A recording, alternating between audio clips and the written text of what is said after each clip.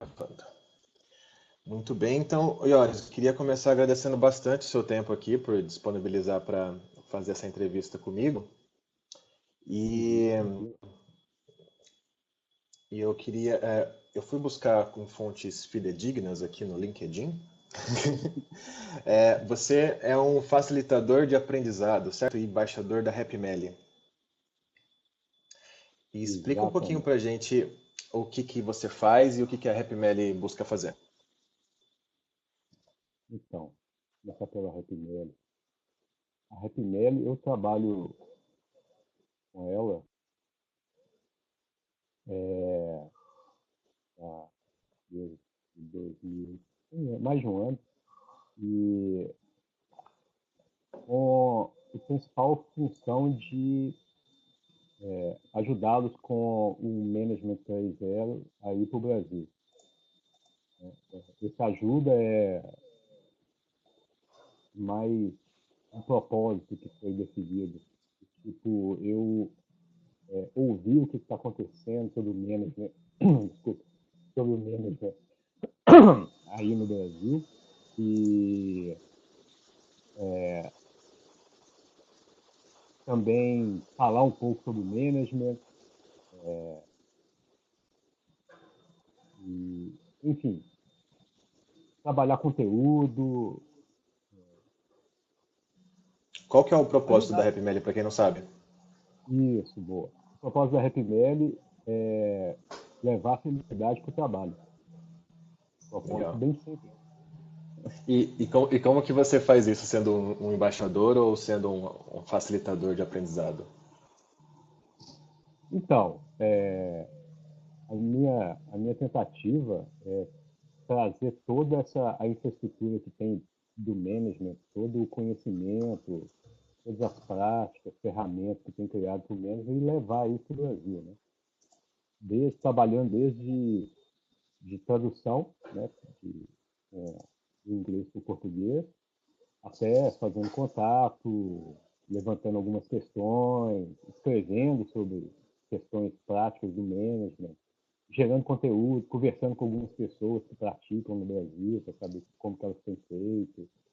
Entendi, Então, entendi. eu navego por aí, e Legal. ajudando alguns facilitadores, que, né, o modelo de negócio do Management 3.0 é uma ampla gama de facilitadores espalhados pelo mundo, e no Brasil a gente tem uma boa quantidade.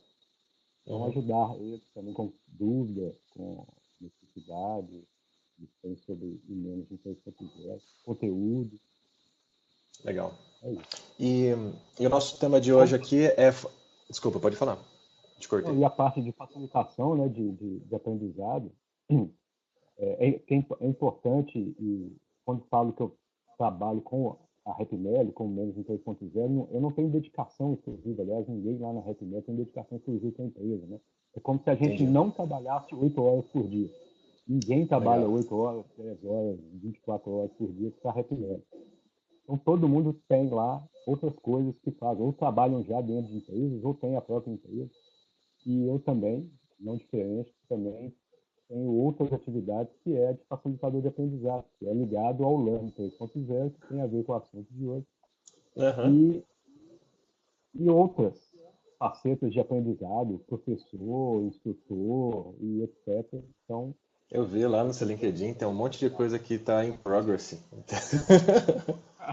exatamente, né? Tem várias coisas acontecendo, ou em aberto. Legal. Legal, Yoris. E se o propósito da Happy Meal é levar felicidade para o trabalho, Uhum. a felicidade passa pelo aprendizado? Boa pergunta. É, será que é possível, será que é possível a felicidade passa pelo aprendizado? Cara, Passa eu pela acho forma assim, com que as pessoas aprendem. eu acho que a felicidade, eu vejo assim, está muito ligada a motivação, né? Um motivador intrínseco. Uhum. E eu acho que, não vou dizer só aprendizado, eu acho que tudo que a gente faz na vida, se não passar pela felicidade, a felicidade não é um objetivo, né? Ela é o que a gente vai levando, é um caminho, entendeu? É um caminho. Sei, sei. Eu não quero trabalhar, ganhar dinheiro para ser feliz, eu não quero aprender para ser feliz. Né? Eu sou Aham. feliz e então eu aprendo, entendeu? Eu sou feliz e eu também ganho dinheiro, e etc. Aham. Então, Mas se eu aprender alguma coisa que facilite o caminho, não estaria sendo um pouquinho mais feliz, talvez? eu acredito que sim, né? Então, eu ia chegar nisso aí, eu É acredito um, que é sim, um eu acho. ciclo, né? Exatamente, é um ciclo aí, né? Nossa, então, assim, ajuda. Eu acho que não resolve, mas ajuda. Entendeu? Legal. E olha, eu preparei um conjunto de perguntas aqui, então eu vou começar a metralhar, tá bom? Vamos lá. Tá. Então hoje é o último dia de janeiro, dia 31 de janeiro, e, e já deu para aprender muita coisa já, né? Nesse Esse ano, 2017. É, então. 2017, é bom, depende do que você, do foco da É, aprendizagem. e a pergunta é essa: existe alguma forma de quantificar o aprendizado? Tipo, aprendi bastante esse mês, ou sei lá. É quantificável ou é muito abstrato, subjetivo? Tem um livro, né, que eu até tô lendo ele, que diz que é possível medir tudo, né? Eu esqueci até o Sei. autor dele, que eu sou péssimo para guardar. Tem gente que é ótimo, né? Lembra todos os autores que leu. Eu sou péssimo, esqueço todos os nomes, Eu sou mas eu assim sei que eu também. tô lendo. Eu sei que eu estou lendo, que é possível. Inclusive, eu comecei, eu conheci esse livro há muito tempo e resolvi ler ele agora, porque eu fiquei pensando nisso. Aí, pô, será que é possível medir tudo mesmo? Será que eu consigo medir o conhecimento, né, que é adquirido e etc. Aham. Assim, eu acho que a gente consegue ter indicadores, não medidas reais que, que, enfim, que realmente definem, entendeu? Assim, com certeza absoluta se ocorreu um aprendizado, em que medida. Mas eu acho que existem indicadores, é possível construir indicadores. Mas eu Entendi. gosto muito do que o Alexandre Magno, que é o autor do livro que trata do Learn 3.0, ele fala que é mais importante do que medir a aprendizagem é a gente visualizar a aprendizagem. Eu acho isso muito legal, porque tem muito a ver com trabalho complexo, né?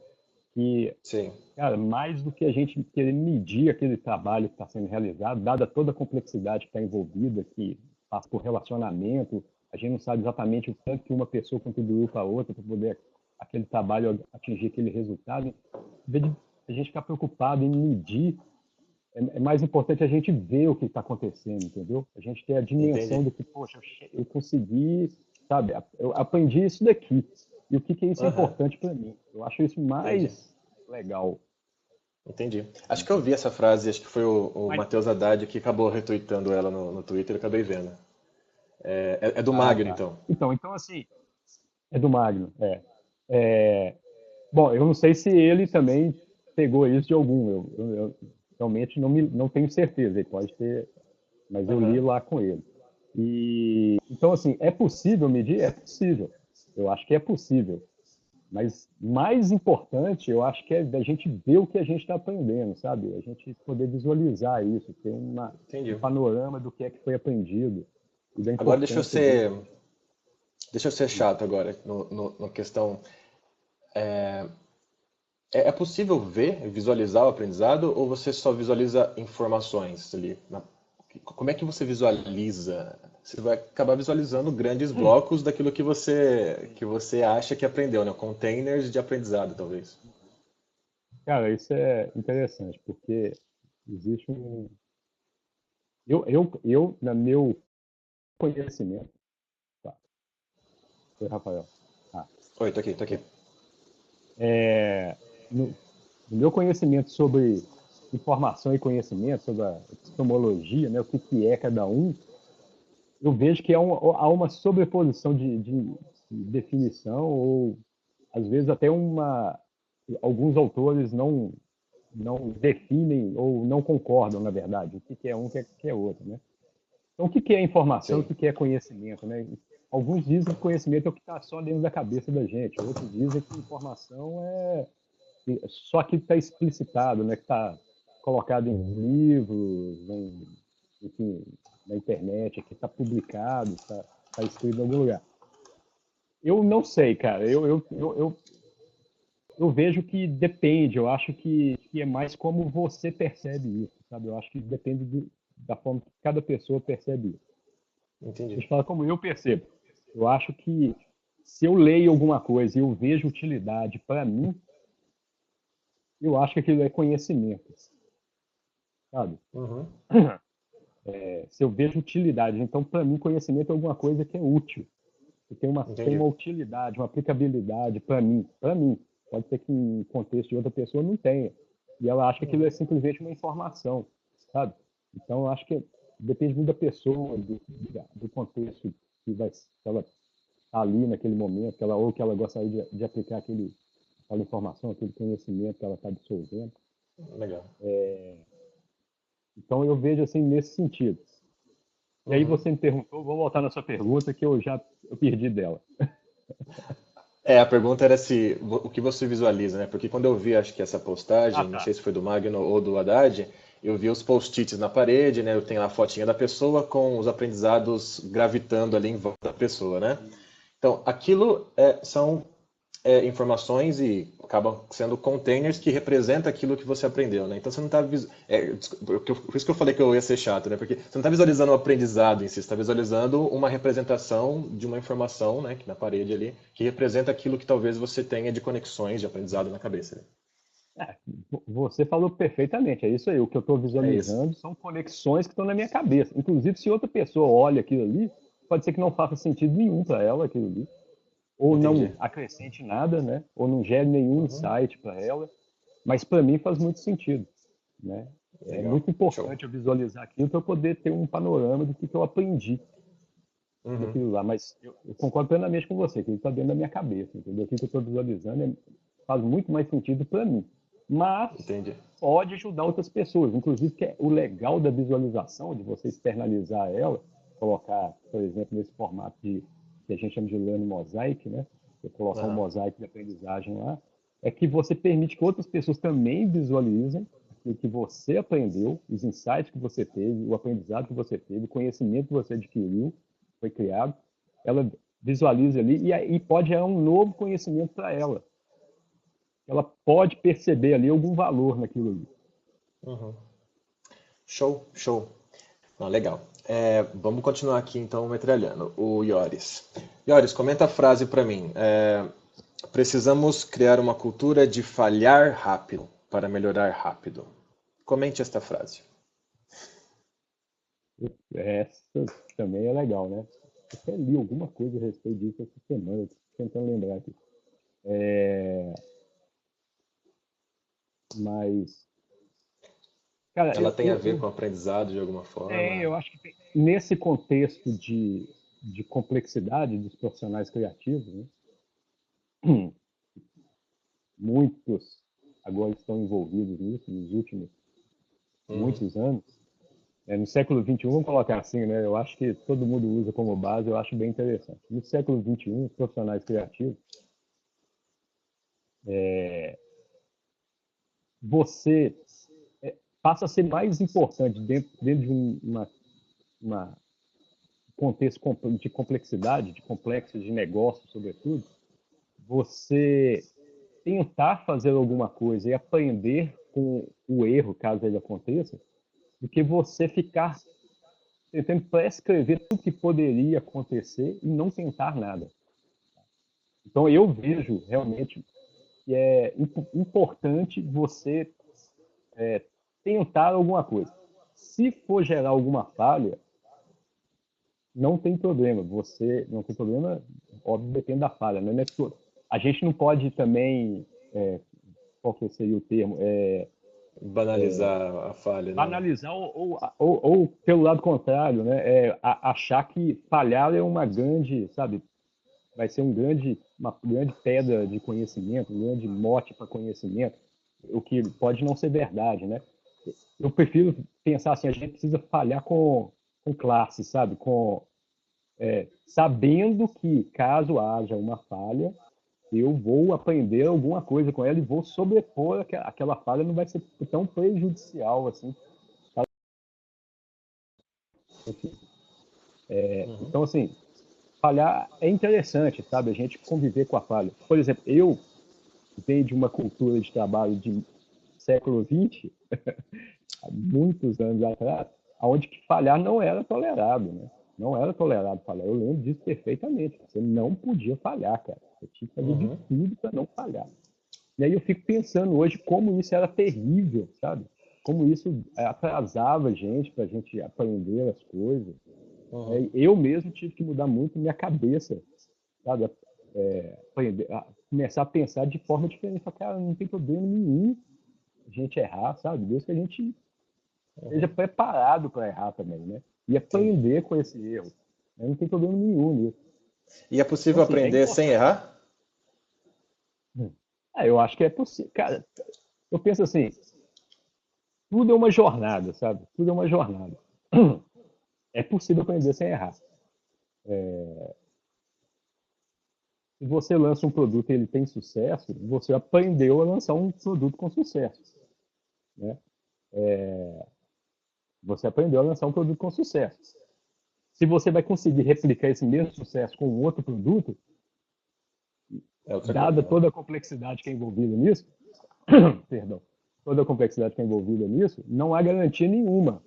Mas pode ser que você consiga. Pode ser que você consiga. Ou talvez tenha maior probabilidade de alcançar o sucesso. Uhum. Talvez. Também não é garantia nenhuma. Mas você com certeza já passou por alguns caminhos aí que te ajudam. Você já aprendeu alguma coisa. Uhum. Entendi. Pode ser. Faz sentido, Mas né? faz sentido, né? Tá bom, então vamos lá. Em 2015, em novembro, você escreveu um post no LinkedIn chamado Pare de desperdiçar o tempo e dinheiro com treinamentos, né? E o que a Isso. gente vê no mercado muito ainda é uma indústria grande, forte de treinamentos, né? Isso não diminuiu desde então, né? Uhum. Ainda é muito forte. E comenta um pouquinho então por que as empresas deveriam parar de investir nesse modelo e o que seria o substituto disso. Cara, o que me motivou a escrever esse post foi sobretudo um estudo que eu li, que eu até acho que, se eu não me engano, eu cito lá, que fala isso, né? O título dele é esse: gastar tempo e esforço e dinheiro com treinamento. Né? Porque o estudo mostrou que, principalmente, as pessoas saíam ou saíam das empresas para poder fazer algum treinamento e quando elas retornavam, elas não traziam ou não aplicavam, não é que não traziam, né? Não tinham aprendido. Talvez elas tinham até aprendido esse novo conhecimento, mas elas não aplicavam ou não traziam ele de volta para a empresa. Existe uma dificuldade nisso daí. E o que se percebeu que era justamente a forma desconectada em que estava o aprendizado da vida real da pessoa dentro da empresa, dentro do negócio dela. Que havia uma desconexão nessa. Então, a forma de aprendizado não estava conseguindo conectar o mundo real com o aprendizado que a pessoa, o conhecimento que a pessoa tinha adquirido por meio da aprendizagem. Né? Uhum. Então, esse foi o meu motivador. E o que se percebe é que tem existido, a gente sabe disso, tem existido grande esforço em treinamento para poder diminuir esse gap, né, de as pessoas conseguirem trabalhar o mundo real, fazendo simulações. Hoje, poxa, eu vejo ótimos treinamentos fazendo isso, simulando situações em que se aproximam do mundo real, não são o mundo real, desculpa, não são o mundo real, mas se aproximam do mundo real, fazendo grande esforço para isso, mas que às vezes não conseguem chegar próximo do que seria o mundo real lá, de levar realmente um bom conhecimento para as pessoas. Mas eu vejo uma grande evolução nisso, eu acho excelente, mas existem alguns pontos ainda que podem ser trabalhados para poder fazer com que isso aconteça de forma mais intensa, assim, com menos prejuízo para as empresas, sabe? Que elas consigam Entendi. realmente ver valor e investir o dinheiro e o tempo das pessoas em treinamento. Se a gente tivesse que especular aqui um formato interessante, e aí você já pode resgatar aquilo que você tem de gestão 3.0, learning 3.0, né? para um call center, por exemplo, como atender o cliente, né? Como seria um formato mais interessante para eles aprenderem ali, os agentes que estão chegando agora, sobre como atender bem o cliente? A Que não primeira seja um coisa, treinamento formal, né? Tipo, o cara lá falando, é assim que funciona, nosso cliente é assim, sabe? então, olha só, eu acho que o interessante seriam as próprias pessoas, aquele negócio, eles são os executores, né? Eles que estão ali, eles que são a parte mais importante dessa equação para poder, eu quero dizer o seguinte, eles deveriam aprender a aprender, entendeu? Sim. E aí, com essa, sabendo como aprender, eles deveriam lidar com essa questão de como atender melhor o cliente de um call center, por exemplo. Eles deveriam fazer isso. Não precisaria de ninguém, nenhum especialista em call center, em atendimento call center, estar lá ensinando para eles como melhor aprender, como melhor atender o cliente. Eles deveriam ser o protagonista do aprendizado deles. Eles deveriam pegar essa questão e olhar para ela e falar assim, como que nós vamos aprender sobre essa questão? Como nós vamos resolver isso? Como é que nós vamos chegar a um aprendizado que seria bom para atender essa necessidade? E desenrolar isso, entendeu? Entendi. Isso seria legal. E existem níveis de learning, porque acho que uma vez eu estava num curso com o Manuel Pimentel e a gente comentou sobre o que seria o learning 1.0, 2.0, né, e o 3, né? Você explica um pouquinho pra gente. O Alexandre que cunhou até onde eu sei, foi o Alexandre que cunhou esses termos, né? Esses, ele chama de sistemas de aprendizado, né? De aprendizagem. Seria o Learning 1.0, o Learning 2.0 e o Learning 3.0. O 1.0 seria o exemplo da tradicional sala de aula, onde que o professor, ele é o detentor do processo de aprendizagem, ele que vai falar como os alunos, ele vai ensinar realmente, vai falar como os alunos vão aprender. Ele já chega com o que será aprendido, já está pré-definido, você vai aprender matemática, trigonometria, né, matemática. Como que vai ser aprendido? Ele também pré-define isso, o professor pré-define, então eu vou falar com vocês aqui, ensinar algumas teorias de trigonometria, depois eu vou aplicar exercícios, depois tem um teste, depois, enfim, uma série. Todo o processo já está pré-definido. Os alunos são os executores, os receptores daquela aprendizagem, não participam em nada do processo e não definem nada sobre o que elas vão aprender, sobre que parte da trigonometria ou o que é da trigonometria que elas vão aprender. Nada. Então, esse seria o Learning 1.0, Sim. que existe até hoje, né? O LAN 2.0 já é um meio caminho, vamos colocar assim. É quando as, o especialista ou o detentor do conhecimento, ele está lá com algumas respostas, mas ele permite ou ele abre as possibilidades, não gera nenhum impedimento para que.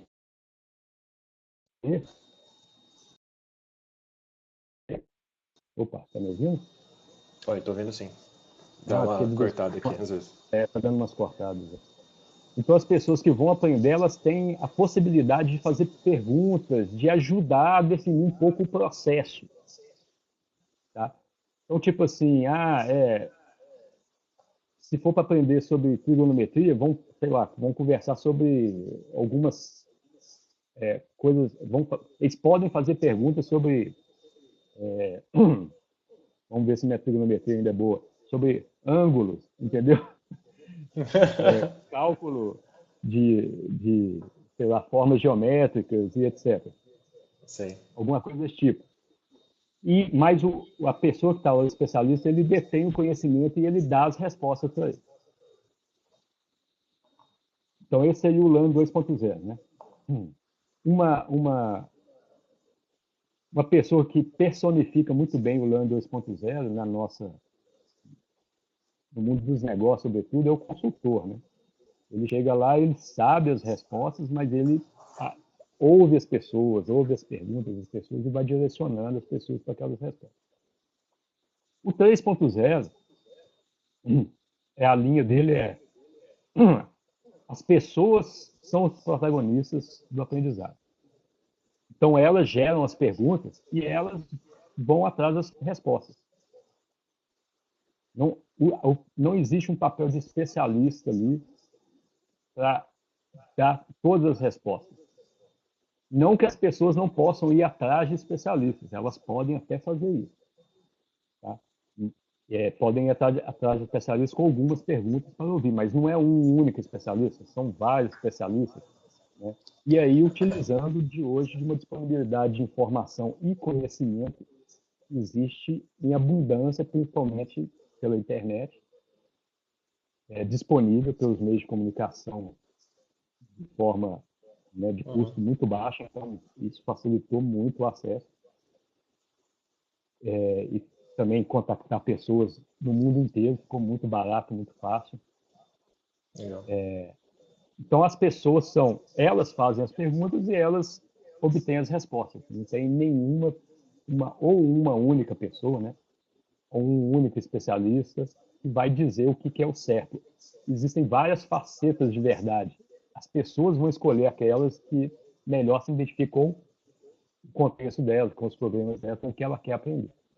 Entendi. Então, elas definem o processo de aprendizagem e também definem o produto, o resultado da aprendizagem, porque ela é alcançar. Entendi. É certo dizer que o learning ele é mais um movimento mais abstrato, onde você tem as pessoas indo atrás das informações que elas querem aprender, motivadas por algum desafio do dia a dia, alguma coisa nesse sentido? Ou o Learning 3.0 também prescreve algum tipo de formato? Por exemplo, precisa ter colaboração. Então, vamos imaginar que eu estou aqui com a internet, tenho acesso à internet, quero aprender alguma coisa, e eu vou lá e pesquiso no YouTube, vejo vários vídeos, etc. Isso, por si só, é um Learning 3.0 ou eu precisaria de outras perspectivas com outras pessoas, quase que um Learning Shot ali que eu já estou me adiantando, mas naquele sentido, sabe? Que eu vou ouvir experiências reais e tal. Porque, de repente, eu posso procurar as coisas erradas também, eu posso procurar só texto, posso procurar só vídeos errados e vou aprender de um jeito ali que eu vou indo, mas eu aprendo, né? De algum jeito. Aí a pergunta é, o learning, ele prescreve alguma coisa a mais do que uma intenção deliberada individual da pessoa, assim? O Learning 3.0 coloca algumas considerações, né? Tanto que existe o mote dele, que é compartilhar é o novo aprender. Ou é o novo ensinar, na verdade. É o ensinar.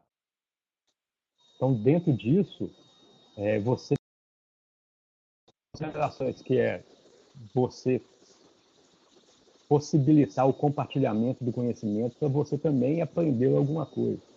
Porque quando você compartilhar, talvez você consiga receber a outra pessoa, outra parte com que você está compartilhando também vai compartilhar alguma coisa com você, né? Isso vai te ajudar a entender, a ver outra perspectiva que você não tinha visto, ou seja, vai tornar seu aprendizado mais rico.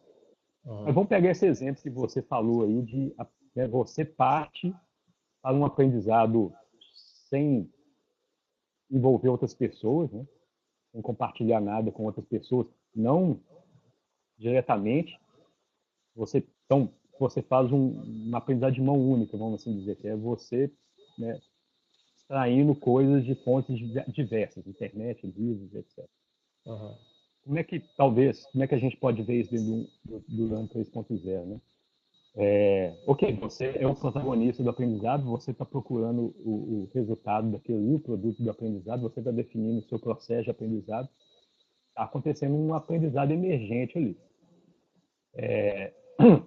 Como você disse, eu posso estar no caminho errado fazendo esse tipo de aprendizado, eu posso estar vendo coisas que não vão me levar a lugar nenhum, ou não vão me levar a um aprendizado de boa qualidade, alguma coisa assim. E aí vem a questão que é muito forte também no Learning, que é você aprender dentro do mundo real, ou seja, você aprender coisas que estão próximas à sua necessidade, aquilo que você precisa entendeu? Então você já tem essa possibilidade de ver se, aliás, você abre uma possibilidade de você experimentar. E dentro de um contexto de complexidade também é muito importante, que a gente só sabe, como a gente tem uma relação forte de causa e efeito, a gente só sabe se aquilo realmente é o que a gente precisa ou que vai atender a nossa idade quando a gente aplica aquilo ali e vê o resultado daquilo ali, né? Aí cai também naquela questão que a gente já conversou de erros, né? De errar. Uhum. Então, provavelmente você vai ter que aplicar aquilo ali e ver se realmente obteve um resultado adequado, satisfatório. Pode ser que você erre completamente e você vai descobrir que aquilo que você pesquisou, que você aquilo aprendeu, estava totalmente errado, né? Eu acho que, assim, o que eu estou pensando até agora aqui é que a diferença entre você poder compartilhar isso com outras pessoas e abrir novas perspectivas é que talvez isso minimize um pouco esse, esse, esse caminho errado que você possa tomar. Talvez, né? A gente também não sabe Uhum. se isso vai acontecer, mas talvez isso minimize um pouco por abrir outras perspectivas. Né? Show. Legal, Ioris. E tô acabando já, tá? Já? Ah, Existem formas diferentes. A gente falou de 1.0, 2.0, né, e 3. E eles ainda existem até hoje e eles se aplicam em determinados casos ou o 1 é ruim e pronto, acabou. O 2 também, etc. não, não. Eu acho que se aplicam. Isso, né? Opa. Oi. Oi, oi, oi. Oi, Rafael.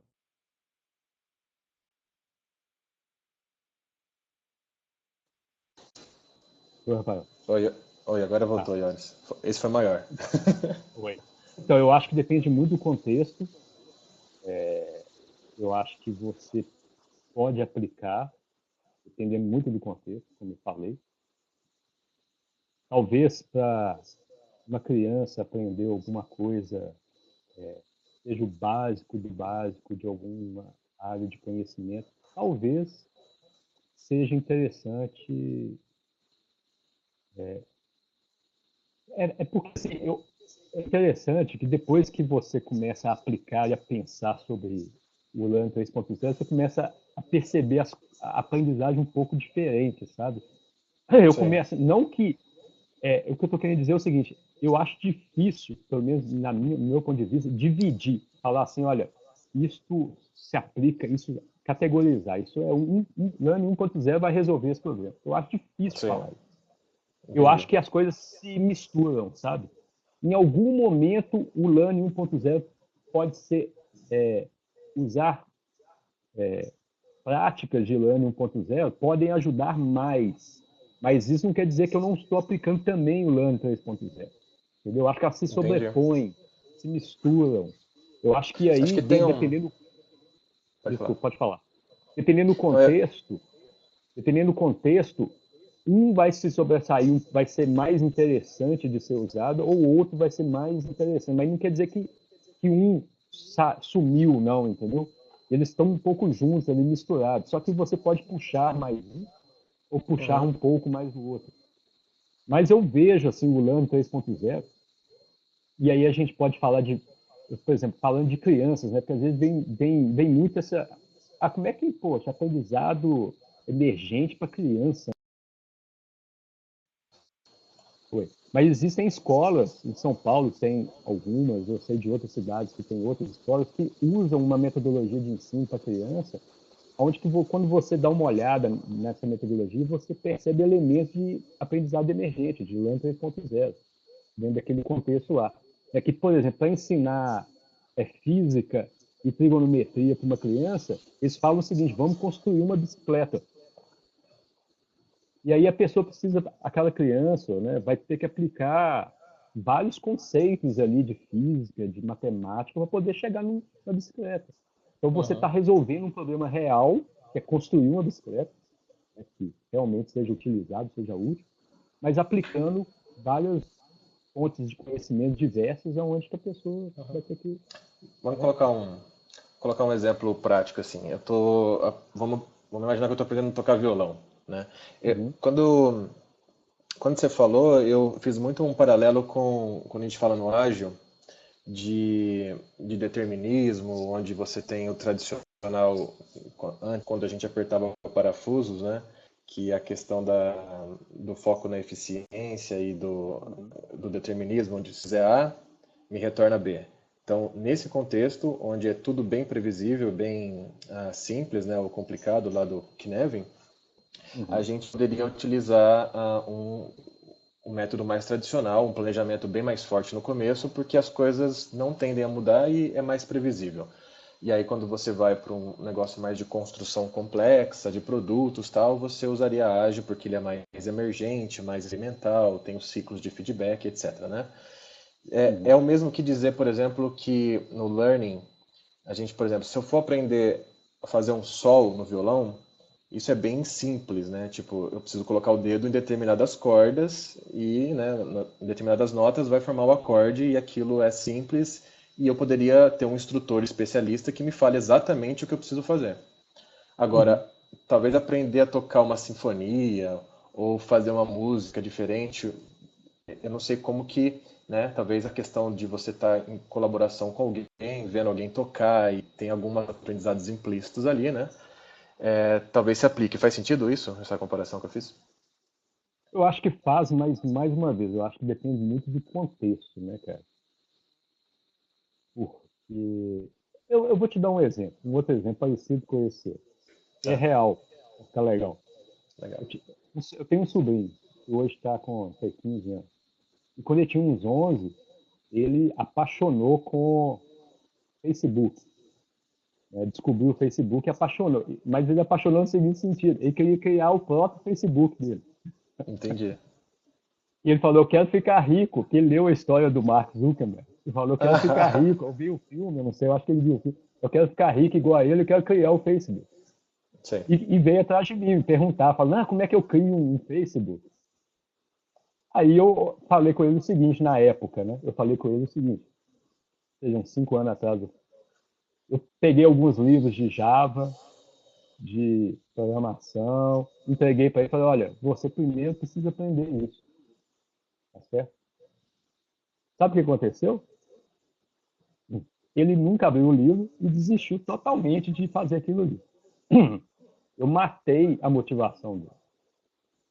Muito, por quê? Porque eu não estava atendendo a necessidade real dele. Ele queria fazer um website, sei lá, uma rede social, alguma coisa parecida com aquilo. É isso que ele queria fazer.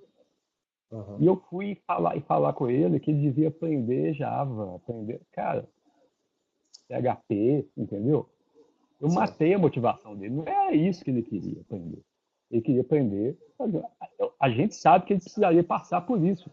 Mas eu não Uhum. preciso ensinar e falar com ele. Ele precisa aprender isso antes de chegar lá no lugar, entendeu? Eu posso já mirar lá e começar a mostrar para ele blocos de conhecimento que mais estão aproximados com essa necessidade real dele, entendeu? Se eu ajudasse ele a construir alguma coisa que fosse parecida com uma rede social que se parecesse com o Facebook, eu tenho certeza que ele estaria motivado até hoje, talvez, tenho certeza, não, tenho certeza que ele estaria motivado a construir isso. Entendi. É quase um aprendizado puxado, né? Exatamente, cara. Então é isso que eu queria saber. Eu ia até te perguntar assim, quando você está tocando violão, por que você resolveu tocar aquela música, entendeu? Talvez por Aham. algum você ter ouvido e ter gostado daquela música. Ou você resolveu aprender aquilo lá. E não porque, sabe, você, o dó nessa posição, sei lá, eu não conheço nada de música, sabe, é Aham. legal, entendeu? Não é isso que vai te motivar, entendeu? É um negócio mais próximo da sua vida real, da sua necessidade real, sabe? Uhum. E isso é Então que eu vai te eu levar parto. ao conhecimento.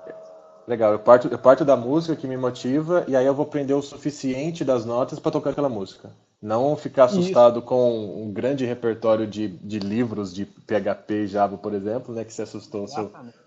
E seu aí, cara, sobrinho. a gente pode ver por que, que as pessoas são tão os alunos, né, em grande parte, são desmotivados para vender matemática. E matemática é chatíssimo. Entendeu? Você aprender só números de matemática é chatíssimo, cara. Uhum. Por exemplo, eu sou um exemplo disso. Eu tinha uma dificuldade enorme de aprender matemática. Eu era ótimo em todas as disciplinas, menos em matemática. E eu só aprendi matemática quando eu criei um propósito para aprender matemática. Oi. Quando eu criei um propósito, aí eu aprendi matemática, cara. E aprendi bem, entendeu? Uhum. Então, assim, a gente vê que, cara, tem que estar próximo àquela necessidade, às coisas reais das pessoas. Aí elas vão se sentir motivadas. Então, se você vai aprender uma partitura de violão para tocar numa sinfônica, se você vê necessidade real para isso, cara. Se você não É um vê, pouco, é um pouco diferente do Daniel San, né? Porque o Daniel San lá tava pintando a cerca e tal, sem saber por que que ele tava pintando. Até que uma hora ele começa a dar os golpes lá, porque ele aprendeu o movimento de pintar a cerca, né? No último filme é pegar a jaqueta no chão, né? Não sei se você viu. viu?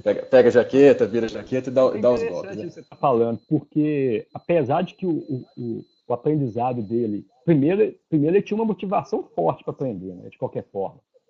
É. Né? Lembrando do filme, até do original, ou seja, qualquer um, todos são iguais, né? Mas Aham. eles passam por aquele galgar lá como chama?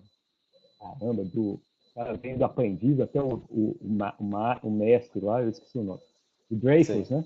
O modelo do Dreyfus lá, por exemplo. Mas o que a gente percebe no filme, né, claro, no filme, é que ele rapidamente fica pé da vida com o mestre dele, né? Por que que eu estou aqui limpando o carro, pintando cerca, né? Para que que eu estou fazendo isso? Porque ele parou de ver, ele não estava vendo propósito naquilo lá. Apesar de que ele estava Uhum. motivado pelo longo prazo, ou pelo objetivo que eles tinham que é ganhar lá e lutar com os caras lá, né, tal, enfim, Aham. ganhar o campeonato. Mas aí a gente vê no filme que logo o mestre dele explica para ele, dentro do contexto, para poder encontrar o propósito, né? Para encontrar o propósito dele, para ele poder ver propósito naquilo lá. Logo mostra para ele. Né? Mas realmente ele estava totalmente desmotivado até então, né? Uhum.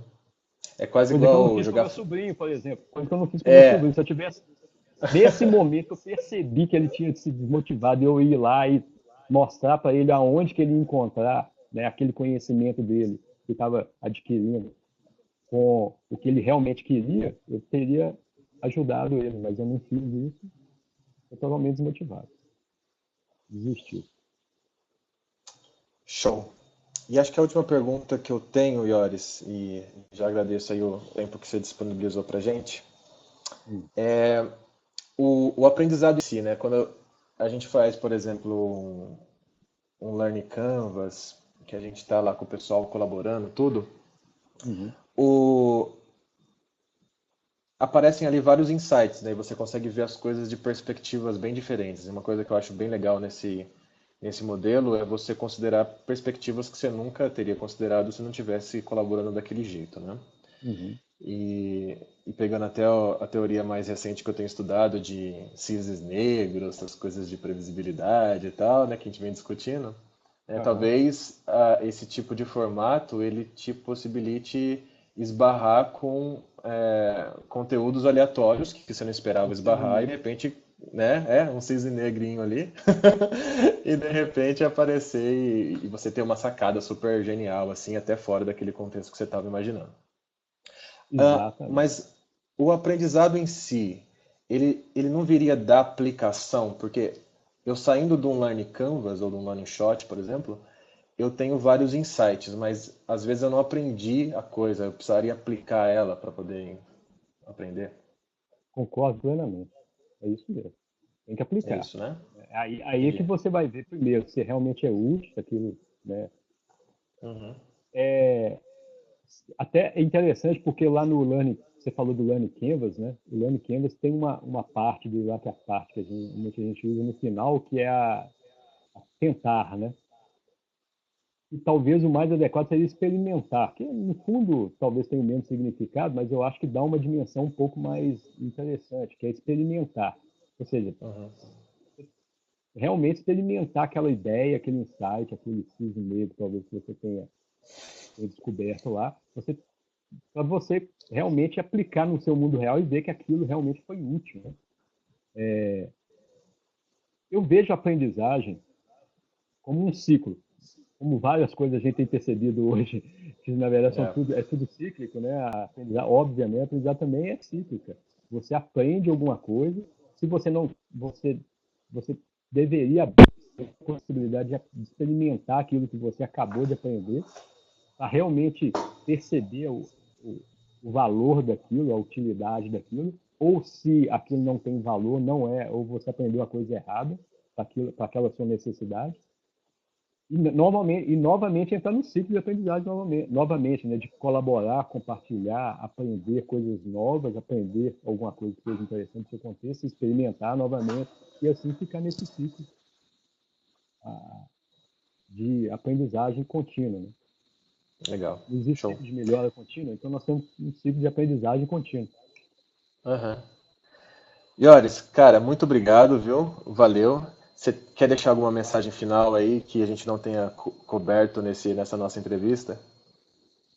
Eu queria saber se alguém participante quer fazer alguma pergunta. É, Estamos vendo variou aqui. aqui ó, de participantes. Hoje tá o Rafael aqui. Não sei se ele vai querer perguntar alguma coisa. Ah, tá digitando, ó. Tá começando ali.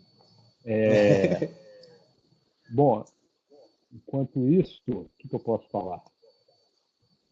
Cara, eu gosto muito, eu sou apaixonado por aprendizado já tem um bom tempo. É um assunto que me interessa muito.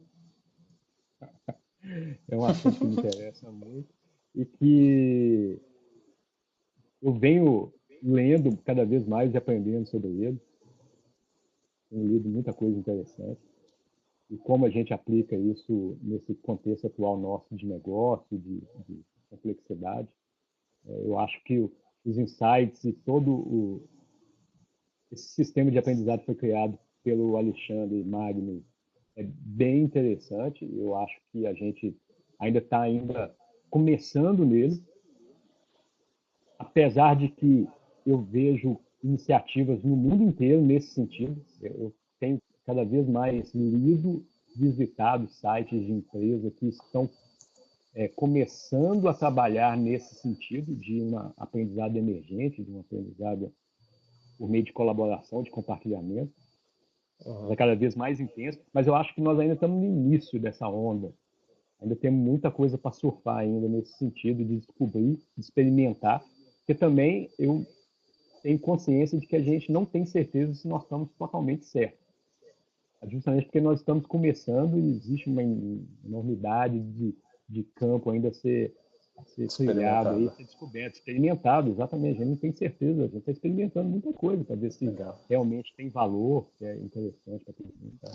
E olha, o Rafael está perguntando aí sobre referências, talvez além do livro do Magno, né, Uhum. o Learning 3.0, outras referências que a gente possa acessar, livros, blogs, cursos. Uhum. Então, é interessante falar de curso, vou começar por aí, porque É, né? uma das coisas que a gente não tem, Treinamentos. a gente não dá é treinamento, né? Apesar de que é até interessante, eu já é, organizei e facilitei alguns learning shots, por exemplo, que é uma forma de, de ajudar as pessoas a aprenderem por meio da aprendizado emergente, do Learning 3.0. E algumas pessoas chegam lá e falam assim, mas afinal de contas, o que é isso daqui? É um curso, é um treinamento, é um workshop? E eu falo, bom, não é nada disso. Mas você Uhum, pode dar o nome que você quiser. A gente chama de learning shot. Né? uhum. E o mesmo serve para quem está interessado em aprofundar mais sobre o Learning 3.0. Não é um curso, a gente chama às vezes, de Learning Camp, que é um evento, genericamente, quando as pessoas têm muita dúvida, eu chamo de um evento de aprendizagem. E aí você Sei. imagina o que você quiser sobre aquilo ali. É um evento de Uhum. aprendizagem, para ficar mais fácil. Né? Então a gente tem alguns eventos de aprendizagem onde as pessoas aprendem ou são ajudadas a aprender, porque lá também, apesar de terem algumas pessoas que são tidas, entre aspas, aí, como especialistas no assunto, elas estão ali fazendo um papel de facilitador. Elas não estão lá para ensinar ninguém, elas estão lá para facilitar pessoas sobre a aprendizagem emergente. Existe o livro do Alexandre Magno, né? Como profissionais criativos aprendem. Ainda existe a versão em inglês, mas já estamos providenciando em português em breve. Esse ano, acredito eu, deve sair a versão em português. Legal. How Creative Workers Learn. E existe o site do Learn 3.0, learn30.co, não é .com.co. O que mais? E existem pessoas escrevendo sobre o Learn 3.0 em vários lugares do mundo já. Pessoas que estão começando a experimentar, pessoas que já experimentaram e tiveram alguns resultados interessantes. Nós continuamos. O Ricardo Semler tem alguma coisa a ver com esse assunto também? Diretamente ligado ao Learn 3.0, não. Tá. Como eu disse, ele tem algumas iniciativas, né? Aí em São Paulo ele tem a escola que se chama Lumiar, e é uma escola que, quando você olha sobre a perspectiva do Learn 3.0, você vê enormes coincidências, talvez. Uhum. E a Rapmeri tem escrito também isso? Existem alguns posts lá no blog da Rapmeri sobre Learn. Eu mesmo já tenho lá, o Alexandre tem, existem outras pessoas que experimentaram e acabaram postando coisas lá. Mas existe alguma coisa lá, sim. Nós temos um blog que estamos reajustando ele. Ele está passando por um reajuste. Onde que existem Aham. várias postagens interessantes, mas ele, no momento ele não está no ar. No momento ele esteve, saiu do ar, nós estamos remodelando, reajustando e vamos colocar de novo. É um blog sobre o Learn 3.0. Show. E acho que quem quiser saber mais também pode usar o Slack da Agilidade também. Tem um canal lá de Learning 3.0, pode entrar lá e fazer perguntas, discutir bastante por Bem lá, né? lembrado. Exatamente. Ou pode me contactar diretamente também, se quiser. Via Uhum. e-mail, via Twitter, LinkedIn, onde achar melhor. Legal. Ioris, cara, muito obrigado, valeu. O Rafael, obrigado aí por acompanhar até o final. E eu vou disponibilizar depois desse vídeo. Acho que vou fazer também um post com os principais highlights. E aí eu compartilho com Ótimo. vocês. Excelente. Obrigadão, Obrigado, Ioris. cara. Eu que agradeço. Abração. Tchau, Tchau, tchau. tchau.